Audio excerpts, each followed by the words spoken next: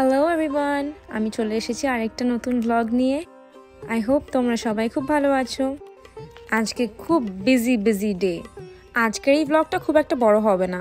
আজকে রবিবার আর আজকে আমরা একটা সেলিব্রেশন করব।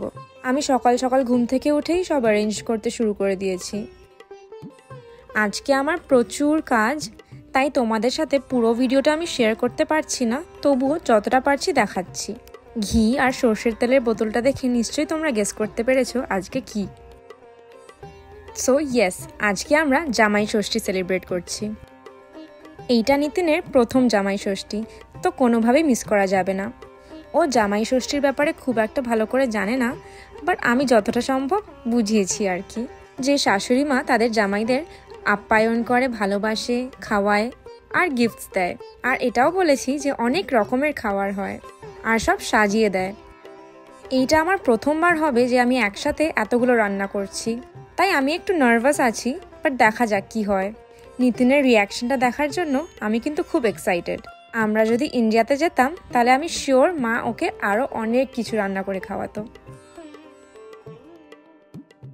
যেহেতু এটা ওর প্রথম জামাই ষষ্ঠী, তাই ভাবলাম ওকে একটু স্পেশাল ফিল করাই, আর সাথে ও আমাদের কালচারটাও একটুখানি বুঝবে।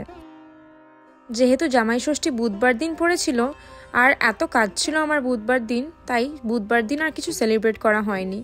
কাজের মধ্যে এতগুলো রান্না করা পসিবল ছিল না আমার জন্য।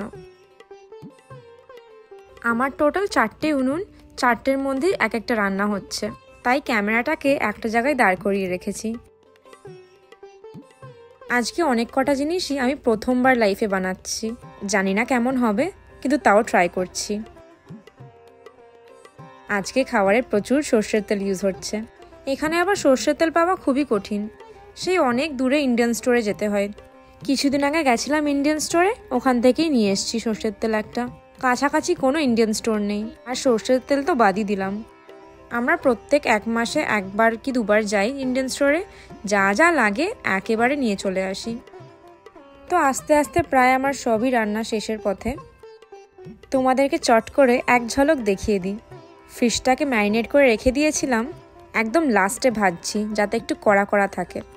আর ইনস্ট্যান্ট পটে একটা খুবই ইন্টারেস্টিং রান্না হচ্ছে, আর বাকি সব এখানে রেডি। এই হলো পাঁপড়, চাটনি, ডাল আর মাছটা তো দেখালাম, আর ওইদিকে হচ্ছে ফ্রাইড রাইস।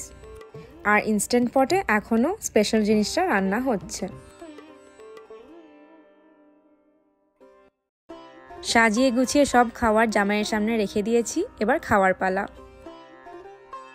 আর এই হচ্ছে সেই স্পেশাল ডিশটা, ল্যাম্ব শ্যাঙ্ক। সর্ষে চিংড়ি আছে, ব্যাট পাঁপড়, চাটনি, সিমুইয়ের পায়েস, ডাল আর স্যালাড, সাথে থামস আপ।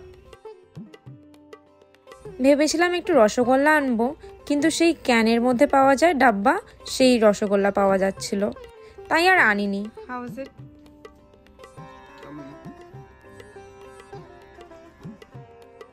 কেমন লাগছে? বেচারা সকাল থেকে কিছু খায়নি, এখন ভালো করে পেট ভরে খাচ্ছে।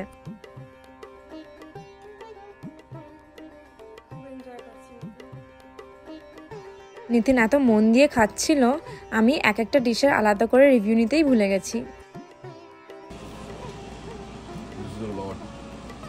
I know. I'll have a bit.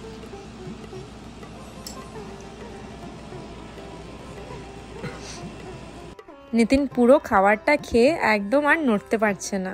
তো এইভাবেই আমরা ছোট্ট করে আমাদের জামাই ষষ্ঠী সেলিব্রেট করলাম। আর আমি যেহেতু শাড়ি পরেছি, একটা রিল তো বানাতেই হতো। তোমরা আমাকে কমেন্টে জানিও তোমাদের এই ব্লগটা কেমন লাগলো, অ্যান্ড প্লিজ জানিও তোমরা আর কি কি দেখতে চাও এখানে। Thank you for watching, follow for more, by.